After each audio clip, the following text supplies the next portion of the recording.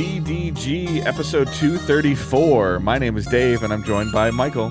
Right now, Dave, it's been a while. I'm just trying not to say PS Nation, every movie ever, or one of the other podcasts that I've done in the past, because it has been 4 weeks. It's been 4 episodes since we've done Yeah, so Michael and I both had a month.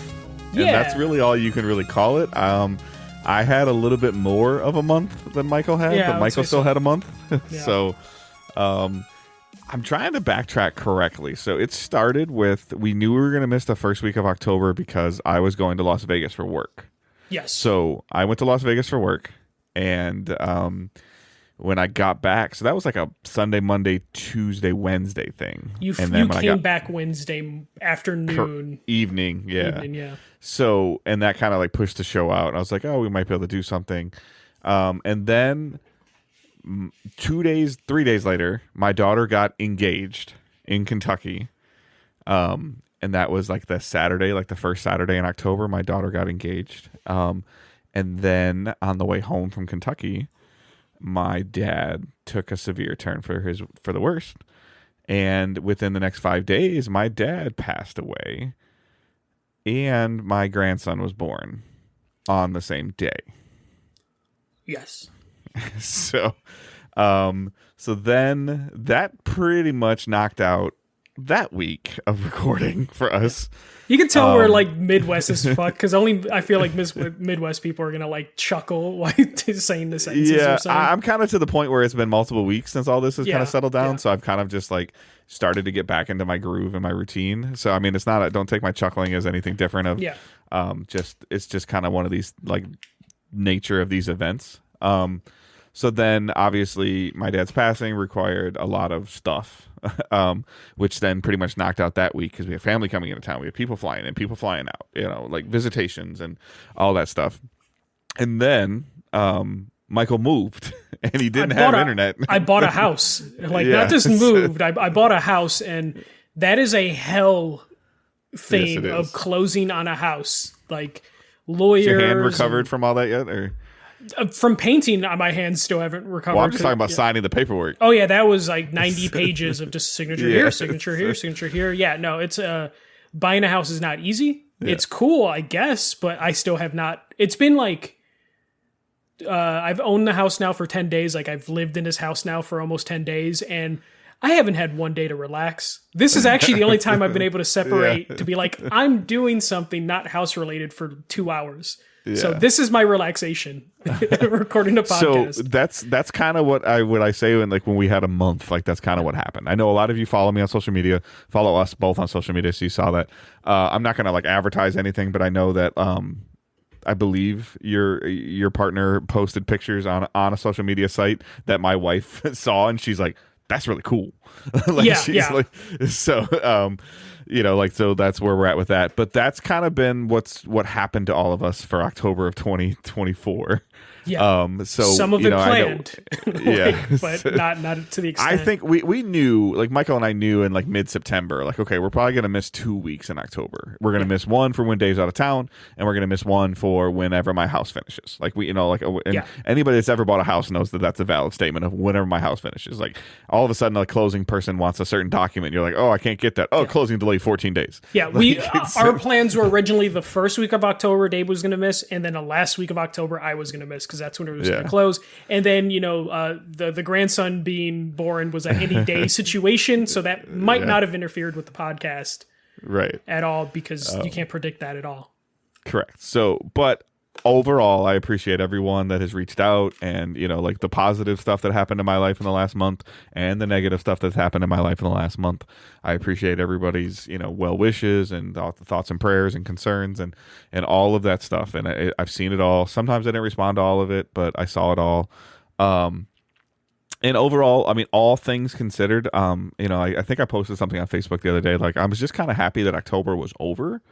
October 24, 2024 was probably one of the most like the only word I can use is like eventful months in my life.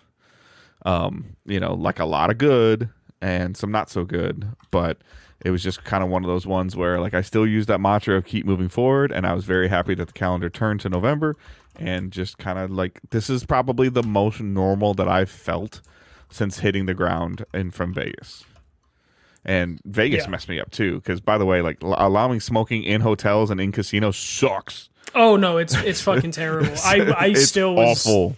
How My was the eyes weather hurt. over there? It was 107. Okay, and it's a different 107 than like yeah, Michigan I mean it's whatever. 107. I mean, yeah. It's like it didn't feel like 107, but it still felt hot.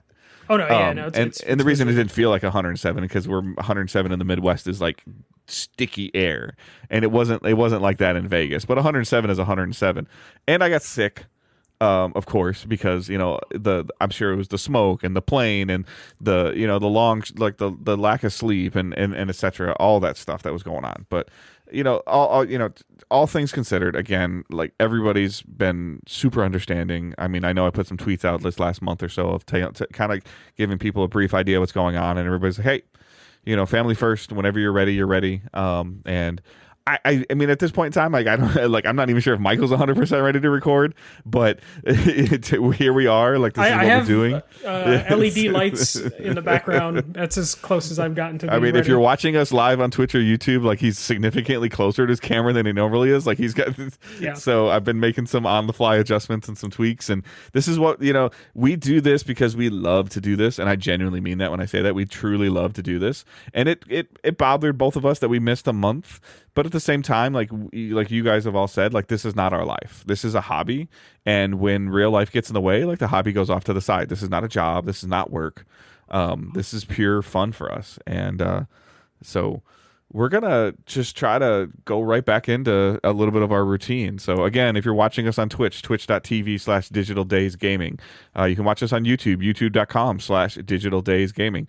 Whatever podcast service you're listening on, please consider leaving a review. I know we've been gone for like a month, but you can subscribe on Twitch. That's free if you have Amazon Prime and you link it with your Twitch. You get Prime Gaming. You can subscribe on YouTube. That's free. There's no monetization on YouTube, at least not that I've discovered. None we qualify for. Right. Yeah. We have Patreon. We have there's PayPal. There's all that stuff in there if you want to support us in any way. And other than that, like the show posts typically on Thursday morning, 6 a.m. Eastern time. And we're going to try to use this month off that we took as a little bit of a hard reset for us. And we're going to try to get back on our schedule and back on our routine and start delivering the consistency that we have delivered to you guys. So we're going to jump into some news, and I can tell you right now, it is not going to be a month worth of news because all things considered, it's pretty dull October. It was surprisingly dull. Like I was kind of glad because work was miserable for me, so it was really hard to keep up with the news. So at the end of the day, I would look at news and be like, oh, nothing happened video game wise. But work was like my safe place. I wish it was mine. But yeah, no, it legitimately was like my safe place. I mean, I was around so much family, like too much family. Like we remember Dave the sitting in your car listening to old sports games during the pandemic. But yeah, no, like luckily game news, nothing crazy. Nintendo doing weird Nintendo things. Xbox just continuing to be incompetent. And as you'll see from this, PlayStation had a busy like week and a half. I think all of our news stories are technically PlayStation related this week. So it'll be just like old days for me and Dave. So the first story, PlayStation shuts down Firewalk Studios and Neon Koi. So Sony formally announced they are shuttering Concord developer Firewalk Studios along with the mobile game studio that I forgot they acquired, Neon Koi. Firewalk was acquired in 2023. Neon Koi was acquired in 2022. According to Kotaku, Concord cost Sony about $200 million to develop and an undisclosed amount of money for the studio itself, which I guess would bring it close to that $400 million thing we talked about. Though I don't think... you didn't think was real, but I don't think they paid $200 million for Firewalk either. No. But they probably paid like 50 to 100 for them. Yeah. And basically, this is coming after Concord failed in September and was taken offline, and Sony said they were going to determine the future of Concord. And that future is apparently, let's forget it ever happened and shuttering a studio. Dave, I can't say this is a surprise. I didn't really see a road forward for Concord to come back. I kind of thought that I saw a road, but I think you had talked about it from the business standpoint of like the tax write-off of like just it's better to trash it than to try to rehash it. Because there was speculation, or there was even like I think some stuff got. I feel like I could be wrong, but some stuff got released, or people were saying stuff of this was still being worked on, like up till like 7 or 8 days ago. Like there was changes that being made to stuff that it looked like it had the potential to go free to play, but similar to other situations, I'm sure they were progressing up these steps, whether figuratively like walking upstairs, and they hit a wall of where it was like. It was an immovable wall, obviously, and Sony's like, okay, see ya. Yeah. Like, so whether I don't know what that wall would be, whether they couldn't back into some kind of monetization into it, the archetype of the game engine or whatever they rebuilt that they had built so much stuff on didn't have the ability to put, like, I'm just using a broad example, didn't have the ability to put a battle pass system in or some kind of progression that unlocked achievements, or the loot couldn't be moved to the loot drops couldn't be moved to some kind of progression system or battle pass system or something. Like, they're probably somewhere fundamentally wrong with it, because I'll be honest with you, the pedigree and the people that are in that studio or that were in that studio, they could have done it. Like, I truly think that they could have done it. They had the back. They had they had the background to do this, to change some stuff and to adjust some stuff. But I just wonder if at a certain point in time the software stopped them.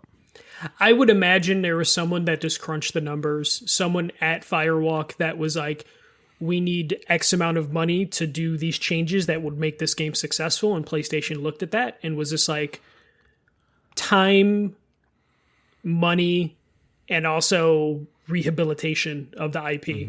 And those three things just didn't line up to where it'd be financially feasible.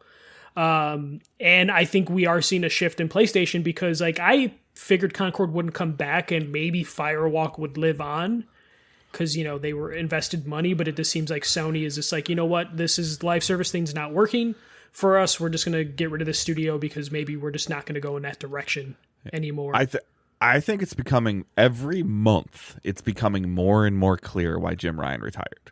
More and more clear. Yes. Yeah. Like this NetEase game, Destiny Rising, is real. Like it's a mobile game. It's real. I'm in a closed alpha for it. I haven't played it. It's been 3 days, but I'm in a closed alpha for it, and it is 100% real. And it's actually getting positive feedback and positive reviews.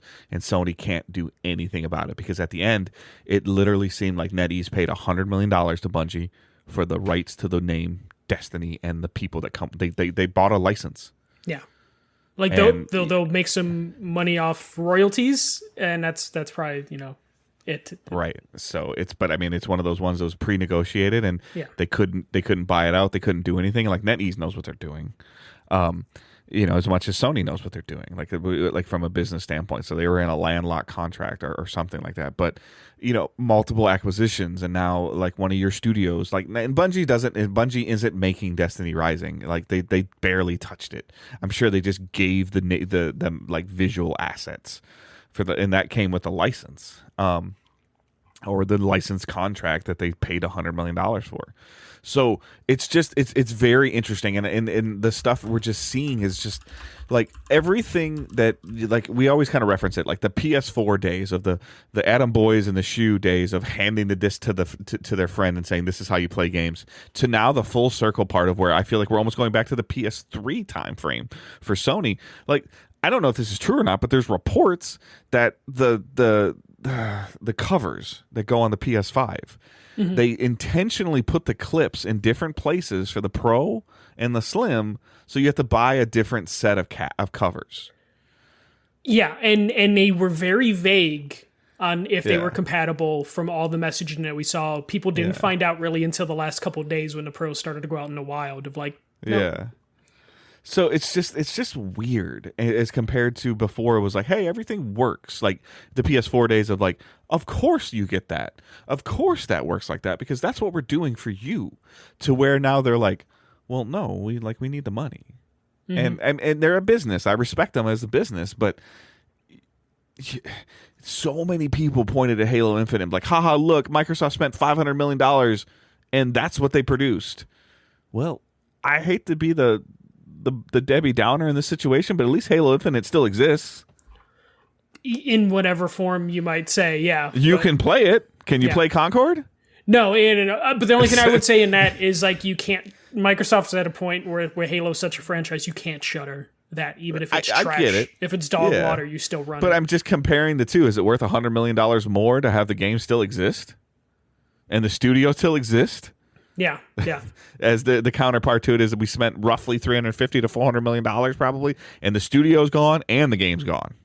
Yeah, nothing. That's why I almost feel like it has to be at this point a tax write-off, because it's just like you just take the loss of like, hey, we acquired them a year ago and have nothing to show for it now. So let's just get whatever we can get off a tax write-off. And I know they're not getting their full amount back in a tax write-off, but they'll get something back, and that amount was worth more than trying to reboot this game. That's crazy. Like, but that's just like, but this is like the third acquired studio that I think Jim Ryan acquired that has now been shuttered. If you count Neon Koi, like this is just a bad run. That acquisition run was just really, really bad for PlayStation. And if you're these other studios that have had projects cut, like, you have to be feeling salty of like, oh, we could have used those bodies or that money that you threw into this little Concord experiment. The Concrete Genie devs that got their studio got shuttered. Yeah. You're telling me they couldn't have been like, give us a fraction of this budget and we'll bust out like another Concrete Genie or some other IP. Or if I'm Haven Studios and we're making fair games, I'm scared shitless right now. Yeah. Like, I'm so scared because they're kind of like the last announced service game that we know of this fearsome 10. I don't even know what the hell to call it. It was 12 games and it's already been cut in half. Right. So we don't know and what the other 6 are. And then Concord was one of those 6. Or no, you're not. Concord was or wasn't the part of the cut in half? It was the surviving, so there's 5 more. Yeah. And we always counted MLB The Show as one of them. And, and then Fair Games. Now, was Last of Us, or was Factions in that 6? Yes, it was. So now we're down to 4. Yeah. And if MLB Show is truly a games as a service, you're down to 3. Yeah, and if you count Marathon, you're down to 2. So, like, what are and one of those 2 is Fair Game. So what's the other one? Yeah. Like, if you're Sony Santa Monica's trying to do something, like, who, what, when, where, why, how, who? I almost feel like it puts like Haven in this weird spot where they're like, oh shit, PlayStation is willing to just eat this money. Yeah. We need to knock this out of the park. And to be fair also, and I don't really know enough about this, you can probably answer this a little bit better than I could, but when they acquired Haven, it was this, hey, we're going to do more than a game. Yes. Yeah. It was and just like Fair Games, I'm sorry, is a game. It looks like a third-person extraction shooter. I forget exactly what it is. Right. Or a heist game.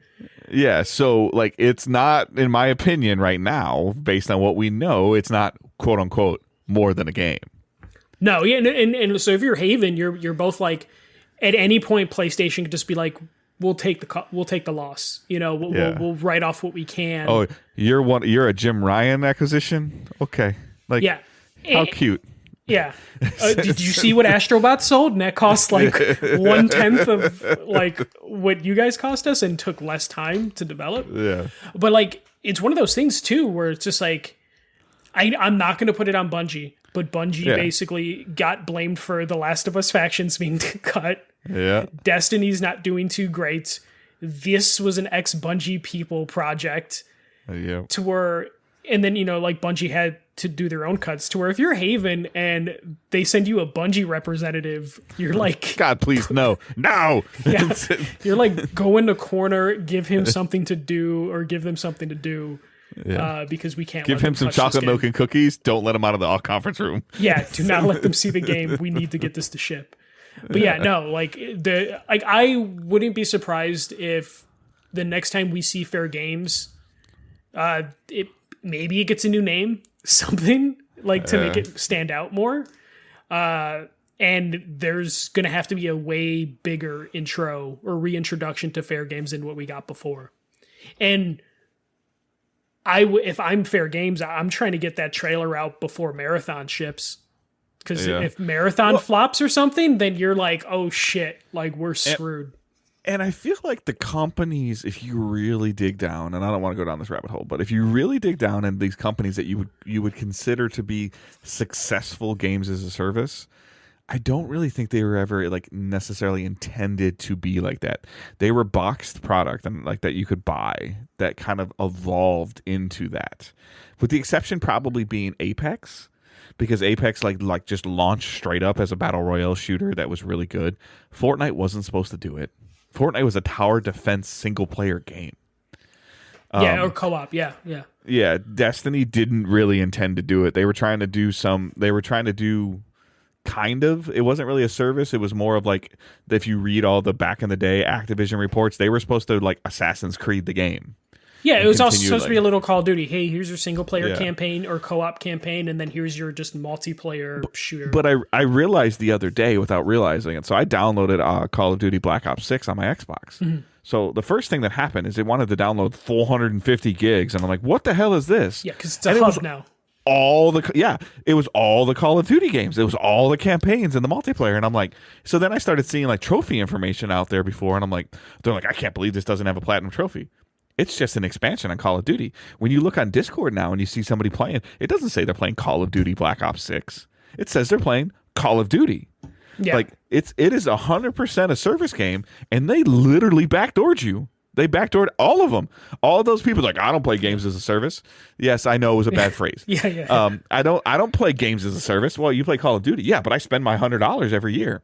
I like the idea that someone's going to click into the wrong Call of Duty, and then there's someone on TikTok that made a TikTok of it where he was playing Modern Warfare 3, and he's like, all these Black Ops maps are for Modern Warfare 3, and then everyone was telling him like you launched into the wrong thing. Yeah. But like, it took me a couple seconds to like, what am I launching into? Yeah. Okay, okay. This is Black Ops 6. This isn't Black Ops 5 or whatever. This is Modern Warfare 3. But you're not downloading Black Ops 6. You're downloading Call of Duty, and then you're picking the quote unquote expansion of Black Ops 6. Yeah. It just loads up a different hub that you can bounce out of at any time, and then you're back in the main hub. So what I would argue is the two main games that people are probably playing right now is Fortnite and Call of Duty. Would you agree? If you're talking multiplayer games, yeah. Yeah, and both of those are hubs. Basically, yeah. Yep. and honestly, like Fair Game's original pitch of like, hey, we're making this cool creative space where you can share different things. That sounded like a hub game. Yep. And Assassin's Creed trying to make a hub. Yeah, but then we got the trailer for Fair Games, and it's like, oh, this is the heist game. Cool. Yeah. With a really bad name that I always have to remind Dave. Like, what the name? I got it this time, though. You got it this time. We'll see next week if you get it. But yeah, no, it's a shame. Firewalk saw these cuts. Like people losing their job definitely like is terrible. Neon Koi, I completely forgot that they were acquired too. Is it bad that I expect like 2 or 3 of these big names just go back to Bungie? No, 100%. That's going to happen. Josh Hambrick, pretty much. So yeah. And then the Destiny community is going to be like, hell yeah, they're getting the OGs back together, and then they'll be pissed at them once they release content. Yep. Yeah, that's just the way it works. All right. Next PlayStation related story. The director for PlayStation's Wolverine is leaving or has already left and has joined Xbox's Perfect Dark. So game director Brian Horton has left Insomniac this past summer apparently, and has taken over that director role at the initiative working on Perfect Dark. The change in a director is apparently due to creative differences, and a director, Brian Horton, also directed Miles Morales and Rise of Tomb Raider when they worked at Crystal Dynamics. Basically, he's rejoining kind of Crystal Dynamics in the long run. Yes. Because if you remember, Perfect Dark has been in development hell for quite some time, like several years. And Crystal Dynamics last year, or maybe 2 years ago, it was announced that they are going to co-develop the game now. And it looks like they've been still having director issues the last couple years. So now they were able to basically take advantage of the fact that there was creative differences at Insomniac and PlayStation, and are able to basically bring someone who worked with Crystal Dynamics into the fold over at the initiative. This is where somebody important at Crystal Dynamics went out to lunch or dinner with Brian Horton, and it was just having a conversation, and went back to his office, and he goes, "Hey man, homeboy ain't happy." Yeah, and we're helping him with this game, and he gets to we can make him the head of his own studio. You guys are already having a development problem that we're trying to help you with. He already did a great job with one of our games of Rise of the Tomb Raider, which is arguably one of the best Tomb Raiders, and Miles Morales, which some people think is better than the original Spider-Man. In terms of the content that you got, and whatever the hell is going on with Perfect Dark, this kind of seems like a time frame. I'm a little like, based on you, like when I first saw this last week, I don't even know when it was. Yeah, I was like, ooh, that doesn't sound good. But based on that first bullet point you put in there where he left this past summer, yeah, I'm a little less concerned about it. If he left now, I guess it's November, but if he this past summer, so if he left in like June or July, I'm a little less concerned about it than if he left in like August or September, because the rumors, and if you're supposed to believe that massive Insomniac leak, was that Wolverine is supposed to come holiday 2025. Yeah. Now, I don't think that's happening, and this adding this cherry on top of that makes me even less likely that I feel like that's happening. But at the same time, Insomniac has come out and said there's no new content for Spider-Man 2 coming. Mm-hmm. Insomniac set their own pace that we talked about. There's no way they can keep up on it, of Spider-Man, Miles Morales, Ratchet and Clank Rift Apart, Spider-Man 2. Like, they've set this pace, and that's all been slightly pre-pandemic and post-pandemic. 2018 to now, 2018 to 2018 is when 2023. Spider-Man came out. Spider-Man 2 came out last year, right? Yes. Yeah, so you're talking about like a 5-year run where you had Spider-Man, Spider-Man 2, Spider-Man Miles Morales, and Ratchet and Clank Rift Apart. Mm-hmm. Like, you set a cadence and a pedigree that we all said you couldn't hold. And I'm not faulting anybody there. Like that cadence must have been absurd. And this guy probably just had enough. Because they're like, what I think the number one creative difference is Sony's like, you got to be out next year, and he's like, no way. Yeah, especially so. I forgot. Destin, I think, did a YouTube video about this and talked about the Brian Horton is like a big Marvel person, a big like Wolverine fan, and I can totally see an instance being like, I want to do right by this character. I need more time to do what I want, and PlayStation, Sony being like, we need this in 2025, and in the head of Insomniac probably pointing to the Spider-Man games of being like, that Insomniac team can bust this out real quick. Why can't your team bust out Wolverine as quickly as possible? I think there's potentially way more work to do in terms of origin and backstory on Wolverine than you would ever have to do on Spider-Man. Yeah, especially the way they traverse is completely different. No, but I just meant in terms of like what you're explaining. Like there's a I'm trying to think about the best way to word this. There's a higher probability that less people know who Wolverine is than Spider-Man. No, I would say they're close to even, but I would say Spider-Man's probably a little above Wolverine. Okay, but we have pedigree of Spider-Man games. Yeah, the last good Wolverine game was Origins on the PS3, so it has been quite some time. Yeah, I guess that's more kind of like what I'm trying to say. Like, okay. I guess I don't know if you put whatever your core audience is, a 14-year-old person, like, are they going to know Spider-Man or are they going to know Wolverine more right now? A 14-year-old. They're going to know probably both pretty equal, because we're coming off Deadpool and Wolverine being the number one movie in the I guess maybe that was different 18 months ago. Yeah, I would say Deadpool and Wolverine has brought Wolverine back like full force. Right, which probably also made the Sony board go, hey, you got to get it out faster. Oh, yeah. I honestly do think, though, that this happened early enough that this could still be a game that comes out holiday 2025. I know losing a creative director sounds drastic, but if this happened and we are just finding out about it several months later, it means they at least had plans in place for what they needed to do. I agree. I understand and I agree with what you're saying. So then I guess my question to you is, when do you need to hear or see or have an interview based around this? Like, what's your time frame? Whether it's a trailer, whether it's a blog post, whether it's something, because it's already November of 2024. So if you're talking about in the next 12 months, this game would come out.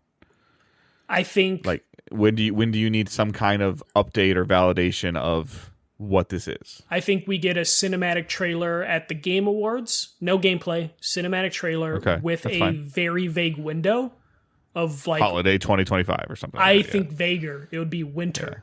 Yeah. Next winter, which could put them in that window of like November to March of 24 25 going into 26. What if we get into 2025 without you hearing from Insomniac at all? Then I would be like, it's a holiday game, and then I would probably start being concerned. Especially if you don't have like a Spider-Man DLC coming out or something. Which they said there's not. Yeah, which they said there's not. Which doesn't mean that they don't have it put away and they find out that Spider-Man's being delayed because of this change, and Sony goes, okay, go get that.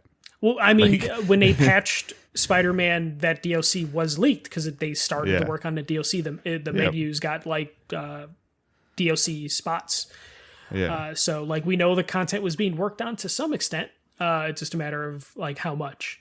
Like, do you go to that Miles Morales team who are probably working on Wolverine and go like, we got the assets. Can you put together another 6-hour Miles Morales game? And or can you release 3 episodes of Spider-Man 2 DLC like they did with Spider-Man 1? Yeah, just something small like that, and I think people would eat it up pretty fast. This every time I say this is a good get for the Initiative Studio, which I've been saying since 2016, because that studio you can say whatever you want about anything that Microsoft acquires until they actually release the damn thing. It don't matter. No. Then that's what I was getting to. Of like the Initiative Studio has been. I think Ferguson went there. A couple different people went there, and every time it's like, damn, they're building up a good talent, but all that talent eventually leaves because of creative differences. It's like the New York Yankees of the 2000s. Yeah, it is just one of those. I just hope that Brian Horton's not Aaron Judge in the World Series. Hopefully not. It's like, but it's one of those things where like I have no faith in Perfect Dark or the Initiative. I have faith in Crystal Dynamics is going to get something out there. I agree. Yeah. But the idea that Brian Horton's going to the Initiative doesn't give me confidence. If you told me Brian Horton was going to Crystal Dynamics to finish this up, but I would be like, that's a good move. Yeah, I guess to your point, how long will Crystal Dynamics stay in the seat as the navigator before they say, let me fucking drive? Yeah. Like, yeah. So that is where we're at there. All right, so continuing with PlayStation news, the God of War TV series is being rebooted. So Amazon's God of War TV series will be under new leadership soon, as the showrunner Raf Judkins and the EPs Hawk Otsby and Mark Fergus have now left the show. According to Deadline, the team has already delivered a few episode scripts that Sony and Amazon praised, but still the companies have decided that they want to take things in a different creative direction. There's currently no word on who will be taking over on the series. And Dave, I just put this in here because it just seems like it's kind of chaotic at PlayStation right now with all these comings and goings. I don't think this is on PlayStation. It isn't, but it's still just stuff they're overseeing. But I mean, at the same time, I'm sure that they sit at the table. Somebody from Sony sits at the table and is like, Last of Us didn't do that. Mm-hmm. We didn't have to do that with HBO.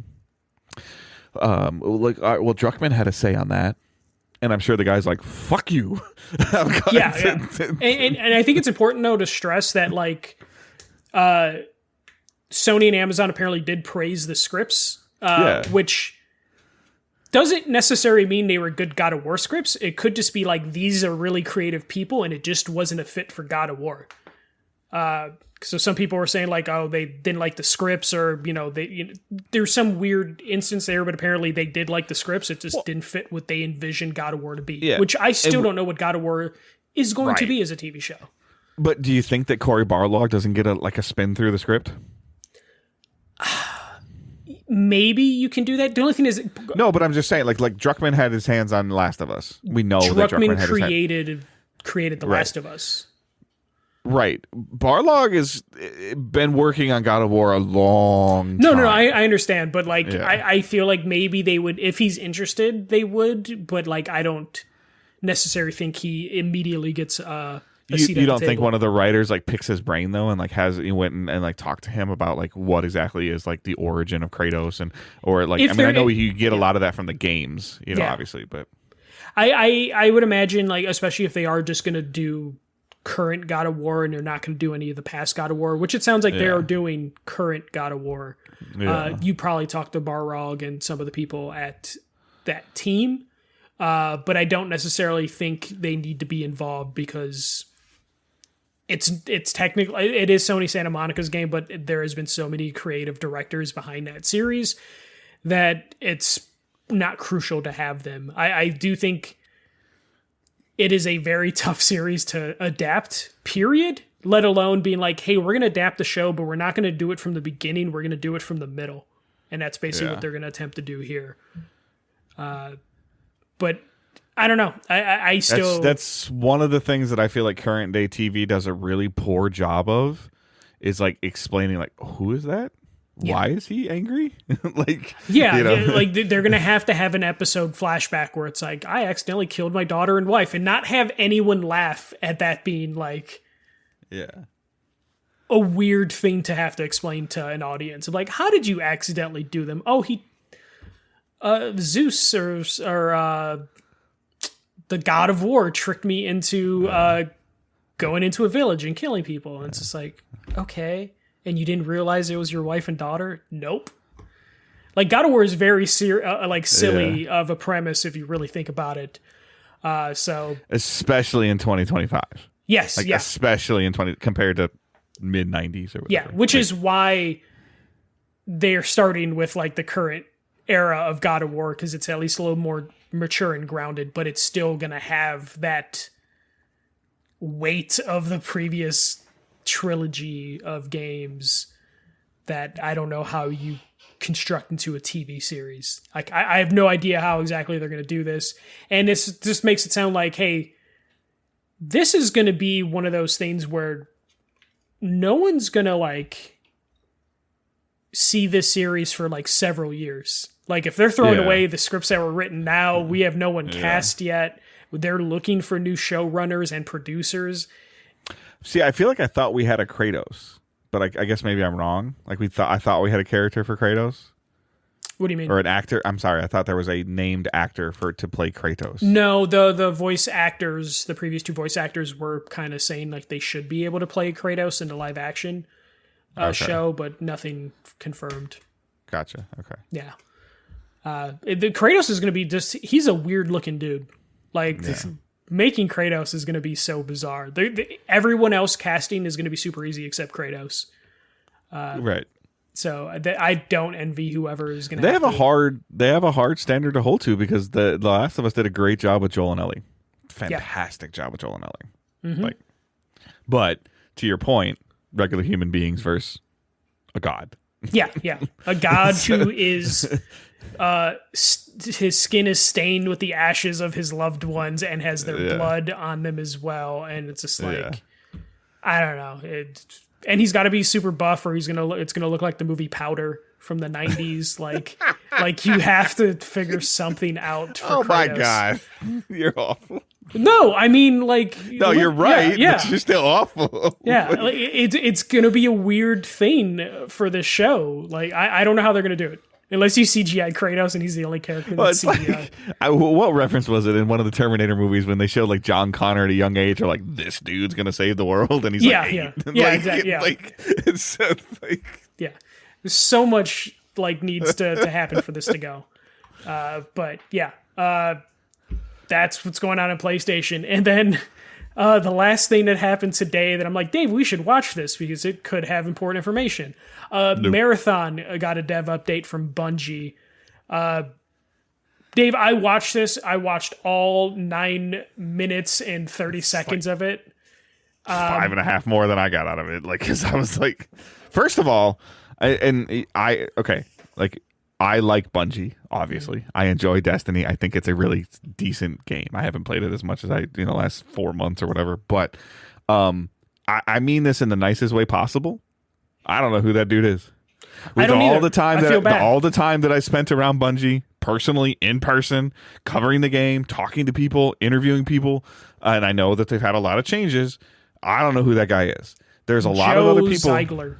Yeah, there's a lot of other people that they probably could have put in the front as a front-facing person for Marathon. Not saying that they're doing, like they're. This is probably. I think he's the head of Marathon, game director, or one of the. Yeah. So, but I mean, it doesn't mean he has to talk. There's some other people. I don't even know if the people that I would actually recommend actually work for Bungie anymore after the last 6 months.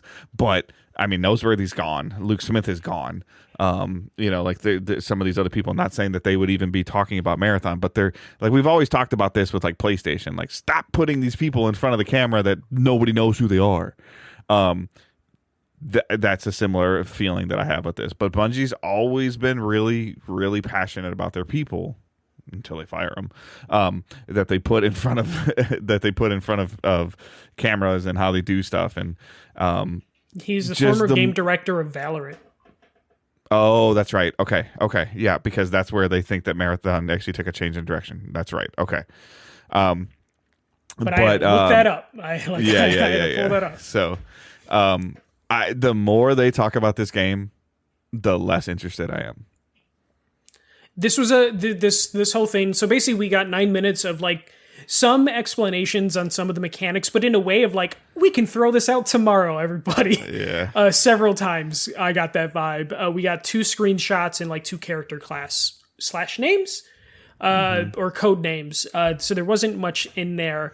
It just seemed like a weird thing to even put out without any sort of thing. Unless we're going to get another dev update next week and then leading to a trailer at the Game Awards, I don't see You're putting a lot of stock in Sony spending some money on the Game Awards, but they typically don't do. But I think of the years, this is when you're just I agree, but it's just that the trend in the track record isn't showing where you're talking about 2 possible. They're like the only thing missing is showing Naughty Dog's game off, like which they still could do because they at least the Game Awards they've done that at the Game Award. Yes. Because that's like the first time we saw like the mosquito for Last of Us or whatever, the virus or the something. Firefly like that. And stuff. And then like the big shotgun thing. And it could be a PSX. But yeah, this was just one of those things where I was kind of excited. I'm like, cool, maybe we'll get some game footage. We'll get some explanation of what this game is going to be. You poor little man that doesn't understand how Bungie works. Now I see why Bungie fans are fucking horrible assholes. Because this would piss me off every time of just like, cool, I'm going to get an update on the game that I'm interested in. And then I watch 9 minutes and I'm just like, I want that 9 minutes back. I don't envy this person. Like, I feel like, which by the way, in the first 4 minutes, part of what turned me off is how many times it was edited. Oh yeah, although like there were some hard cuts. It's because like every time he would say something that might be truthful, like a Bungie person with a shotgun was behind the camera, like shut the fuck up. It definitely felt like a hostage situation at times. This isn't Valorant. You can't say that. We don't know if we can do that. We don't know if we're gonna even do this at all.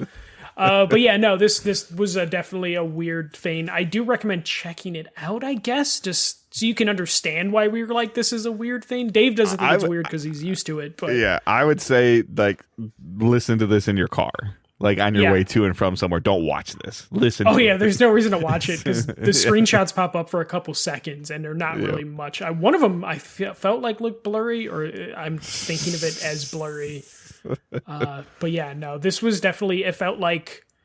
I didn't watch it till the end. Did they give any time frame, any window, like at all? No, I think there was a vague hint of maybe a beta in 2025. A beta, okay. Yeah, something like that.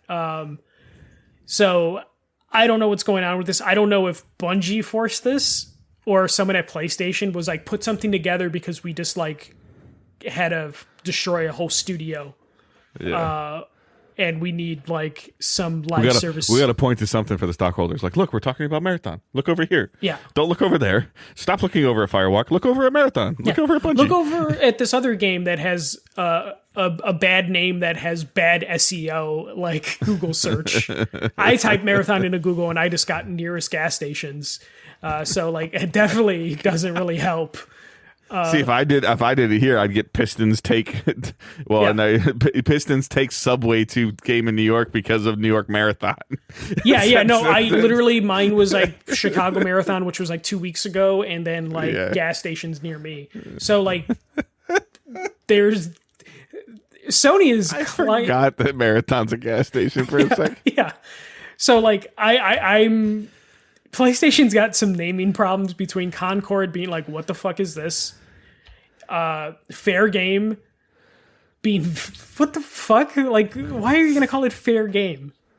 Like with a dollar symbol at the end. Yeah, dollar sign. Yeah. Fair Games. Yeah. Fair Games money. Like, whoever's in charge of naming things needs to have a sit down. You know, like we already have to call Spider-Man Marvel Spider-Man because of contractual obligations. Yeah. But like the shooters getting these generic names, I'm maybe they're looking at Fortnite and being like, well, that name's fucking stupid, but like don't copy that stupid name. Like, yeah. Fuck.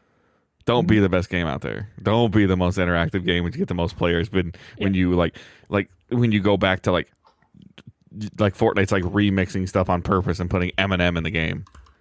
Oh god, the chapter 2 remix or whatever with Eminem and Snoop and everything. Yeah, we got presidential candidates making islands in Fortnite. Yeah, so yeah, I don't know. Yeah, so that was Marathon. Go listen to that video if you want to just be confused and unexcited for it. If you were excited for Marathon, don't watch that. This video kind of brought you down a couple pegs of just like, I don't think this game's coming out anytime soon because they're kind of talking about everything as in they will take it away because it's not ready yet. I don't know. Do you think Marathon comes out as an early access game? Yes. Yeah. Yes. Okay. Yes. The audio for your didn't come through. Yes. Okay. Yes. Yeah. Okay. I'm thinking more and more, especially it's coming out on PC and Xbox, that it's going to be an early access game. And PlayStation will probably make a big deal of like, we don't really do this thing, but we're doing it for Marathon. Plus members of Plus members get a free skin and get to play like 48 hours early. Yeah. And it's the beta is just going to be it's going to be like Gmail, how Gmail was in beta for 15 years. Marathon's going to be just never 1.0 is how it's feeling. True live service experience. But yeah, that's all I have for the news. We probably missed a bunch of news, but don't hate us. Don't hate us. Maybe PlayStation's kind of getting all their news out of the way so they can do more exciting stuff later. I'll challenge the people that are maybe listening to this, whether it's current time or like you're Stefan and it's like 6 months later. Stefan, we gave you a month. You were like 10 episodes back. You were really close, Stefan. Ask a question about something we missed in the month of October. Send that question in for next week's show, and we'll find it. Like we'll find the article, or let us know what you think about something, or ask a question based on how we missed an article, or missed a story or an event. We're going to jump into like what we're playing and watching. Michael's going to carry most of this. I'm going to do a little bit of it. So very early on, I haven't played it recently, but I did actually play The Legend of Zelda's Echoes of Wisdom. And I was very much enjoying that game of where you play as Zelda and she is the gameplay mechanic is essentially like she learns how to make echoes of something, which is that she can then create with the staff that she's given. And that's how you traverse. Like you make a table or you make a bed, or you can make you can echo an enemy and then you can use that enemy to fight for you. That mechanic in very much typical Nintendo games feels very natural and works. And the top down like Link to the Past look of it is great. Owen is significantly farther in the game than I am. And he was very much enjoying it. I do want to go back to it and keep playing it. I just can't really get the switch away from this kid when he plays Fortnite so much. To where the point where I'm thinking about another Switch Lite. Just like, give me my right Switch. Around the corner from the Switch 2. I know that's what's holding me back right now. Except for like at the same time, I keep catching myself looking at that Legend, like gold Switch Lite with all the Zelda gold Switch Lite with all the Triforce symbols and everything on it. Not for me, for him. Dave, I would just go to GameStop, buy a used Switch They're Lite. only like $15 less than regular price. No, they have to be cheap. Go to some pawn stores then. Yeah, like I'm just saying, like Best Buy's open box and GameStop's used is like $169, and I can buy the Switch Lite for like $199. But anyway, I've been so like the Legend of Zelda Echos of Wisdom, I think is very good. It's on the heels of like I woke up this morning, was scrolling social media, and that Super Mario Brothers game is getting like 4s and 5s. Like that new Mario Brothers Brother Time or something like that is getting some really bad review scores, which is very, very rare for Nintendo games. And then been continuing my Dynasty in college football. That game gets a little nutty in the playoff system when you make it into the final group of 12. I had a non-user game, so I played against the computer, and I got bat rolled in like the first round of the playoffs by SMU, and that was Notre Dame. Like Southern Methodist University that like paid Eric Dickerson too much money in like the 1980s. And so like that was very frustrating and still humbling at the same time. It's just it got a little I've heard a little bit of like rubber banding in this game, and I'm starting to see some of it of like all of a sudden, oh wait, you're not really supposed to win this game, and here we go, we're going to do some ridiculousness. And then I'm going to tie this into you, I think, hopefully, segue into you a little bit here, because it's a question that Grey Ghost asked. I want to play Dragon Age the Veilguard. I am actually kind of tired of hearing about all the weird crap that's going on in the game, and I want to address that first. If anybody thinks that video game companies have not been handpicking who gets to and who doesn't get to review their games, like what rock have you been living under for the last 30 years?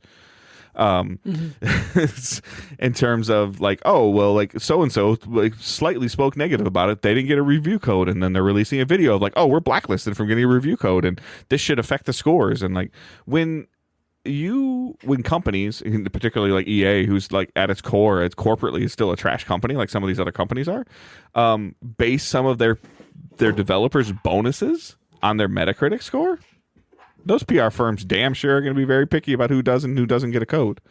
Other than that, I'm just kind of tired of any time that you see a female protagonist or you see a non-binary person, like it's almost like you don't live in current 2024 and realize that those people are making video games and they're phenomenal writers and they do a great job at what they're doing, and let them tell their story.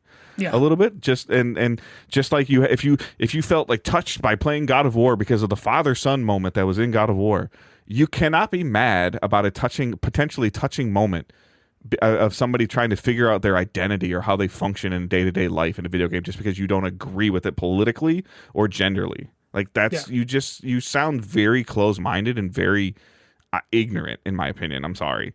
To just let people create art. And that's all enjoy it. Like, and not every piece of art is for everybody, like the same people that are like angry that like you can pick pronouns in a game. It's like, guess what? You've been able to pick pronouns in like every RPG forever. Like it's never been a big deal, but people get so angry over those things. And it's just like, okay, you don't want to do that? There's a dozen other games, hundreds of other games that you could play that doesn't ask you that. Or create your character however you want to create your character and answer the questions however you want to answer the questions. Yeah. Or don't play this, don't do the quest. Yeah. Especially when you come to like character creator, it's a character you create and the game reflects the character you created. So the game's not going to switch your character's gender on you mid-game.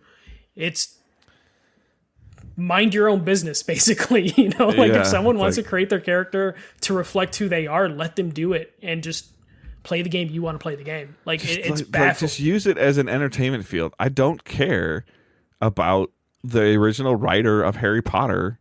Therefore, you're not going to buy Hogwarts Legacy and punish the other writers and the other art directors and video game creators that work their ass off on this because you don't like the original creator of Hogwarts or of Harry Potter. Like, stop it. Yeah. Play a game because you enjoy playing the game. Don't play the game if you don't agree with what the game is. Like that's why your wallet exists, and that's what your human choice. And you can swipe your card or not swipe your card, or tap your phone or not tap your phone, or pay cash or don't pay cash. Like I don't understand. The crazy thing is like most of the people, because I'm not on Twitter as much because Twitter has turned into hellscape since Elon. But it's one of those things where the people that were mad about not getting review copies, when you look at their accounts, they were all negative leading up to the game's release, to where it's like, of course EA or BioWare is not going to send you a review copy. You're ready to shit on the game over trailers and like, politics. Same thing. Destin did a video about this too, and I know you probably didn't see this, so I would ask you, do you consider Jedi Survivor a success? Yeah, from everything a sales I've heard. success. Yeah. Okay. A modest success. Dragon Age Veilguard is currently outpacing Fallen Order's trend. Yeah, I did see that video. Yeah. But because it doesn't agree politically with some people, they're looking at the amount of like angry people that are like, fuck Dragon Age, that are spending so much time checking concurrent player counts for Dragon Age just to see those numbers dip a little is mind-boggling. Arguably the platform that would be number 2, in my opinion, of player count. I think there would probably be more PS5 players playing Dragon Age than Steam players. Yeah, and I believe it ranked pretty high. Or very close. Yeah. So, and I think it was like number 2 in the PlayStation charts for the week of release. So just the fact that like those people are mad about review copies, but they're also been pre-shitting on the game before it came out. It's like they're going to try and get the best reviews possible, and you can't fault them for that. Especially if your whole persona is like, I'm the shitty, angry, anti-woke journalist person. Everything's a 6 no matter what. Like, why would they give you a code? Yeah. Now, at the same time, it can't be everything's a 10. Like, it's okay to criticize writing. It's okay to criticize and they've gotten decision quality. And they've gotten some 6s and 7s from some of those those companies that they sent review codes to. So it's just like, like they're not going to send it to, these people that are just being assholes and have their own weird agenda for everything. It's just baffling. I had a PR director who I'm still currently good friends with now explained to me one time when I was at an event back in the PS Nation days of where, and I don't know the exact things, but PS Nation was a very high tiered independent podcast website at one point in time. That he pretty much kind of said, and I'm going to use very round numbers, like, so, hey, if I get over 100 copies of something, you get one. I'm using a bigger number just to be safe. If I get if I get over 100 potential, if I get a budget that allows me to do an event that I can bring 120 people to, you're coming. If I get a budget for something I can only do 80 people to, you're not coming. Yeah. And he was very clear about kind of like where you stood. There's a guarantee of the world, the GameSpots of the world, the IG. Is GameSpot still a thing? Yes, it is. Yes. Yeah. Okay. They just had layoffs, but they exist. Yeah. The GameSpots, the IGNs, of the world, of like these other things are all higher priority. These major mega corporation websites are higher priority because they have the data and they have the traffic to warrant that. Yeah.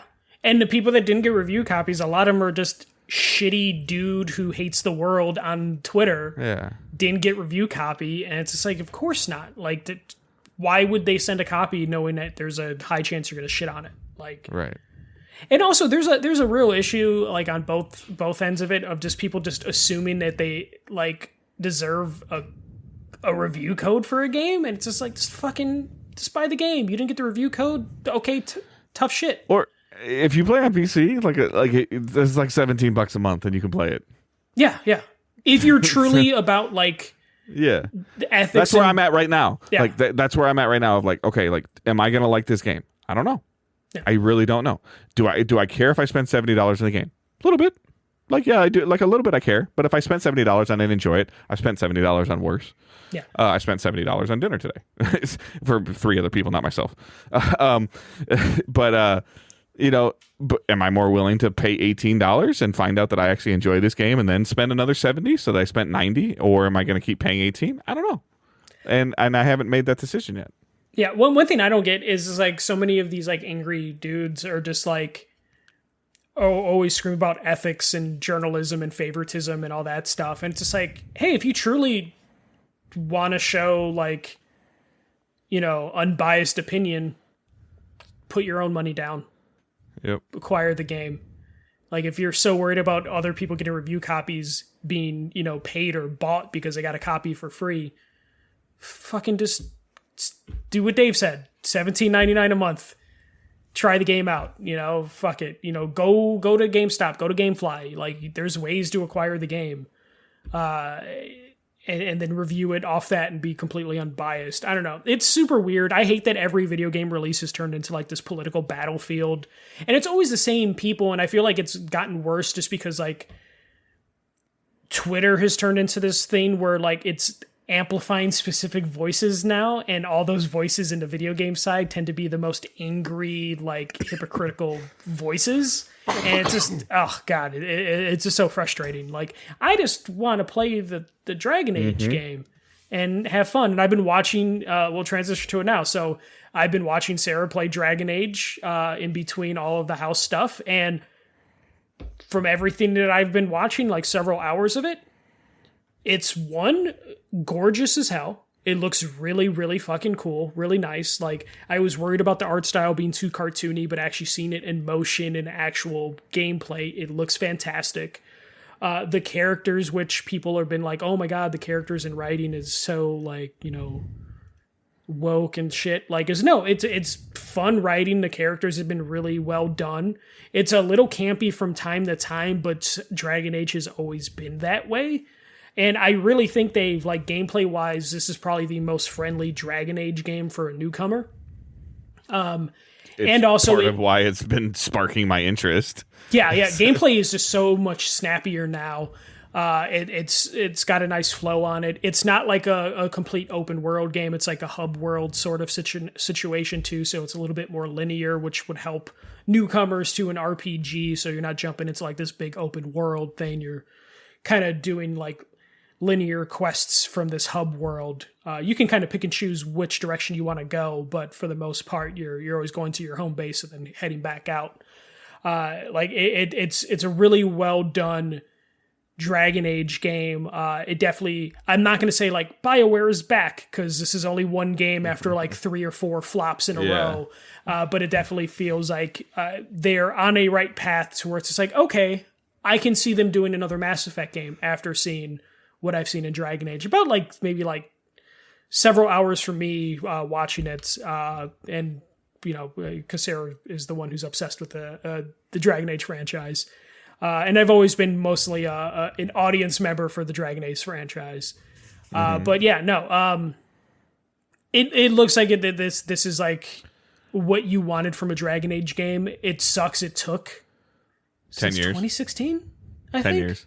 Yeah, I think they said 10 years. Yeah, 10 years to get here, but it seems solid. Again, Go ahead. Some of the writing seems a little campy, but I don't mind a little bit of campy writing from time to time. Are you seeing anything that you think would be an instant turnoff for me? No, like I was worried they would hit too hard with like romancing and stuff like that, but from what I've seen so far, you can take that as far as you want to take it. Like, I think it's pretty obvious to tell, like, okay, this dialogue option is a little flirtatious and I could take it that way, if you want to pursue it. But someone like you would just probably play it straightforward. If they ask you a question and it's related to the mission, you're not going to be cheeky and pick the option that's a little bit more flirtatious. You're just going to pick, let's go kill the thing. But yeah, no, I think this is like probably the most friendly Dragon Age game for newcomers in a while. It seems like a good mix of like the art style from Dragon Age 2 with a lot of the gameplay that from Inquisition, just a little bit more friendly and active. And all the companions have been great so far. Met all the companions except one. We just met Amaric, the old guy. I think there's one more companion after him, and all of them have been really good. It sucks you can only have 2 companions with you at all times. Makes you really have to divide up your team a little bit more than it sounds like the little bit I was hearing too, you can't really build them out either. Like, you can't really like go, they're more like directed and like, and it's just it sounds like from a couple people they're saying there's just a couple things that they wish they would have done that they'd done before and they didn't do this time. Yeah, it definitely, there is remnants to where, so back 10 years ago, I know someone who did a focus group for this game. And at the time, the focus group was heavily geared towards, we're making this a Destiny game. Like this is going to be a multiplayer Destiny-like experience. That was 10 years ago or 9 years ago. And as we know from all the stories over the last 10 years, this game has been rebooted several times. There are instances where you see this game and you're just like, holy shit, I see the live service stuff. I see the Destiny stuff that used to be in this game that you tore out and then try to build a Dragon Age game. You still see the foundation, even though the house is a little different. Exactly, yeah. You, just how some of the arenas that you're doing the combat in feel some Destiny-like thing. There was a couple times where each like little town will have like marketplaces where you can buy like different gear and stuff like that, and it felt like, oh, if you just swapped out the gold coins for some microtransactions, I can see this where this would be built out for like a marketplace for a live service game. So there are instances here where it's just like, okay, you can't really do too much to build out your companions, but if those were real people and they had their own individual characters. Somebody talked about that in one of the, either I read it or heard it, and they talked about the marketing, like the way that the game is being marketed. He said, and I could be wrong, but he said, I don't think I heard the word Veilguard in the game once. No, I'm pretty sure they've said Veilguard a couple times. I want to say they have, but I haven't been listening for it, so I can't confirm that for sure. But there definitely does seem like, at its core, you can see where like this could have been a multiplayer game and where they like had a redirect thing. So it almost feels like a miracle this game even came out. Yeah, because there's some Anthem roots in it. Get them out. Get them out. Basically, yeah. It's like, oh, I can see some Destiny. I can see some Anthem in here. Okay. But at its core, it's still a Dragon Age game, and it's been pretty enjoyable to watch. Again, I'm watching it being played. Yeah. A lot of what I've heard too for some people is that it's like, even like a lot of people, because people use Twitch as a basis too. It's not as easy to watch, but it's fun to play. Like, so like when you're playing it, people are saying it feels very good to play. Yeah. Gameplay wise, at least from Sarah's telling me, it's really fun. And again, the cutscenes are what I'm there for, so I'm enjoying mostly just the story and the cutscenes. And some of the set pieces, like the art design in this game, I would say has been really good. Not specifically about the characters, but just like the actual world, the environments are really gorgeous and creative. Like it's just been fun going into photo mode and then just taking the camera away from the characters and just kind of looking at the environment and the details. So it's definitely one of those games it's like worth exploring and checking out. But other than Dragon Age, I've been playing Black Ops 6, re-up Game Pass for 3 months because there was a Woot deal at one point, so I have Ultimate to get me through Indiana Jones in December. So yeah, just been playing Black Ops 6. Not much has changed since the beta. It's still super fun. Are you playing multiplayer or campaign? Just multiplayer. I'll probably do campaign sometime this week. I did buy a second PS5 as well, so like I gotta hook up second PS5. I'm playing on Xbox right now, but I realized that the beta I mostly did on PlayStation, so it took me a while to get used to the Xbox controller again because I have not picked up an Xbox controller in quite some time. Yep. But yeah, no, the beta had a decent amount of maps. I think it had like 6 maps, so I think I've played a handful of other maps since then, and it's still just, it's really good. Like it's another one of those things I don't want to say like return to form for Call of Duty, but like I feel like this will stick with me more than Modern Warfare 3 stuck with me. Yeah. My measuring stick for for Call of Duty multiplayer is like, are you still playing it like around Super Bowl?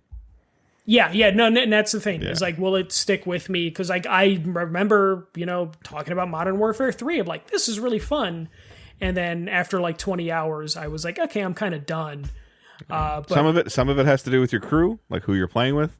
Are they getting on there on Tuesday nights? Are they getting on there on Friday evenings? Whatever it is, some of it has to do with at its core. Like you still have to be having a good time with the game and not feeling like you're getting pub stomped and feeling like you're progressing and moving forward and getting better and having a good time. Those are all things that are all necessary. And it's hard to say like early on in November if that's going to hold water. Yeah. And then the last thing I've been playing is Astrobot has been dropping challenge courses once a week. I'm pissed off that Johnny is a boy, and the first week he's got like 0.4 second difference time than me, and it's driving me crazy. I couldn't beat it, And then, of course, the second week is when we closed on the house, so I had no access to the PlayStation at all outside of the first day it came out. And then I haven't even really put time into the third one that came out last Thursday. But those have been really fun when they do come out, and then just trying to challenge myself to have a better time. And I'm just more fascinated by the people that are actually good at the game.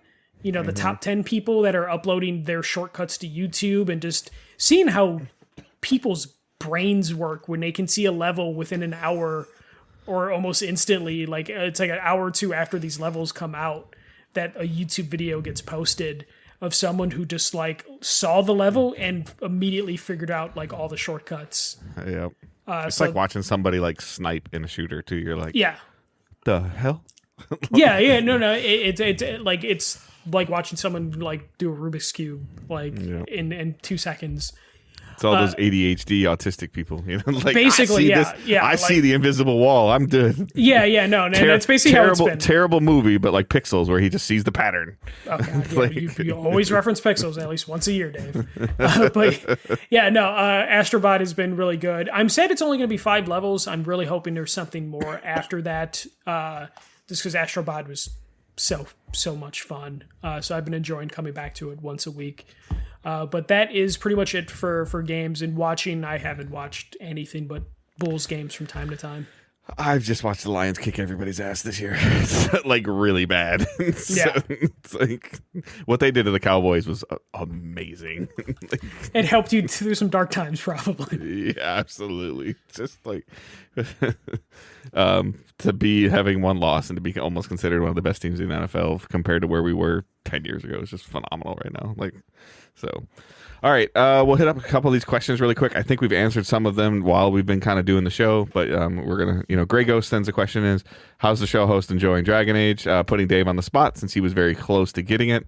Glad you guys are back, but also glad you had the time you needed. Thank you. It came out on Halloween, which is a little weird, and I was like, oh, I'm off on that day. I'm going to buy that. And then I forgot it was like Halloween, and there were some other things I had to do, and I was also still kind of in like a little bit of recovery mode, but I'm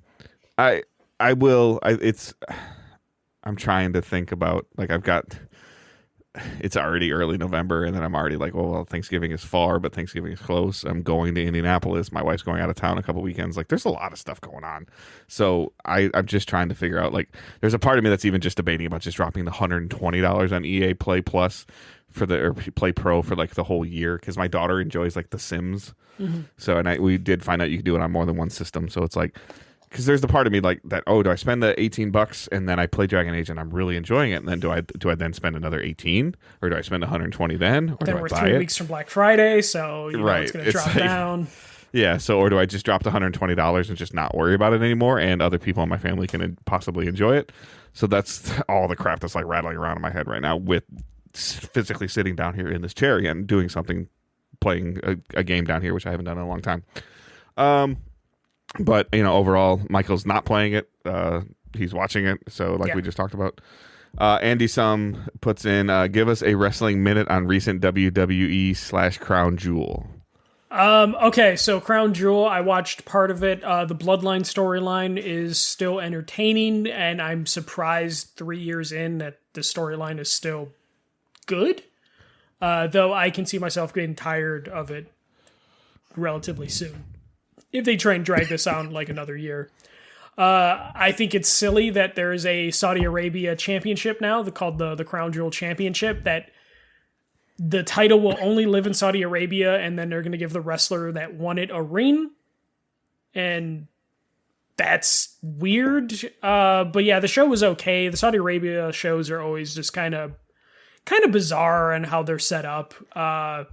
Like the women having to wear the full bodysuits thing just always throws me off. And then kind of figuring out what the crowd actually is aware of, like meme-wise and like wrestling-wise, is always just kind of interesting. But yeah, Crown Jewel, it's still like bizarro land for WWE, because they kind of have to drop everything that they're doing and adjust stuff on the fly to like accommodate that show.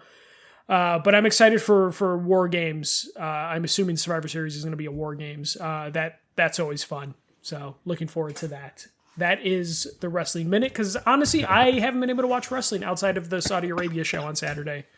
and I watched that while painting, so it didn't get my full attention. And then Saeed sends the question is, what will Sony do after Concord and shutting down the studio? What will happen to the other live service games promised earlier in this generation? We kind of talked about that, and it's kind of like, what live service games? Yeah. There's one mystery game one by our deduction that is left. Yeah. But yeah, I imagine Sony is going to some of their studios, kind of asking them like, hey, you remember when you pitched a single player game and like Jim Ryan said, fuck off, you're making a multiplayer game? Yeah, what's that single player game you were going to make? Like, we'll give you money for that, but also your budget now is half of what you would have expected because we had to just eat a bunch of costs. Yeah, sure. So I imagine there's a lot of pivoting, and we're going to come across, like, I feel like a very quiet next, like, year or two from PlayStation, unfortunately. But it won't affect them because Xbox can't get their shit together, and Nintendo lives in their own world. But it's going to be a very dark time for PlayStation. Not financially. Again, financially, they'll be fine. They're still going to sell consoles. They're still number one console maker. But if you're a fan of first-party PlayStation games, it's going to be kind of a quiet 1 to 2 year period. With Ghost from Sucker Punch being like the only thing that will come out next year. Unless somehow Sony Santa Monica pulls something out of their butt. This sci-fi game or something like that they're supposedly working on. Yeah. Or Bend. Ben comes out and redoes all the Infamous stuff or something. I have no idea. Yeah, Siphon Filter or something. Yeah, I don't know. So, all right. That is our show for this week. Excuse me. You can follow us on social media at Digital Days Pod. You can follow Michael at The First MJC. You can follow myself at Good Dave Hunt. Facebook group, Discord server are linked in the show notes. Discord server's been doing really well. I don't know what's going on. It's dry down here. Discord server's been doing really well with collections and conversations and things that are going on. Dragon Age talk going on there. Or watching Branham play Call of Duty with a thumbstick and a mouse. So there's that's funny. But there's definitely some good conversations and good things happening in there from time to time. So yeah, again, Facebook and Discord are linked in the show notes, and our Patreon is linked there as well. I hope everyone had a great month. Thank you again for your patience with us. And I hope everyone has a better week and a better November. So have a great week and keep moving forward. Don't be a dick. See ya.